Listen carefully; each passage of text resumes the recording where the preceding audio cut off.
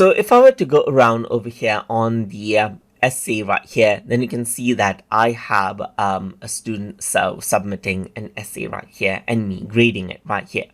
So if you have, let's say, more than one students, then you might have a lot of these students right here submitting assignments, and you may have multiple assignments as well.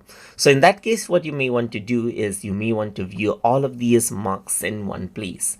And in that case, what you can do is you can go around over here and go to the grade section. And once you do that over here, you can see that this is what you have. So on essay 1, that it is 45 out of 50, as you can see, and on the what do you think section right here, this particular question, you can go around on to see, and this is the marks right here. You can go around and view the submission from over here as well. So when you have a lot of students, this actually is very, very helpful.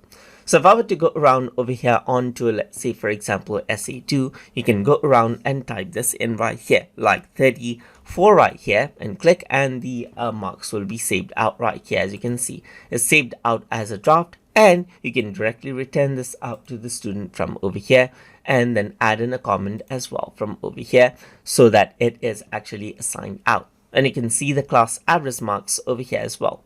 You can also go around and sort out the students by last name or first name if you have multiple students as well. So this is what you have. You can go around and then view the submission over here just like this, and then access out the submission as well just like this. But let me just go around back right here. You can go around over here and edit this out as well. That is, you can edit out the assignment. Let's say, for example, I'm going to go around and say second essay right here instead of essay 2. And I'm going to go around and change it out to ungraded and press the save button. Once you go around and update it, then what happens is that you simply go around over here, and then this is what you have, as you can see. So submission is shown as a check mark right here because there is no marks for this right here, just like this. So that is how you can go around and manage out marks all together inside of Google Classroom. Especially when you have a lot of student marks and multiple components to manage. So hope you guys learned something as always.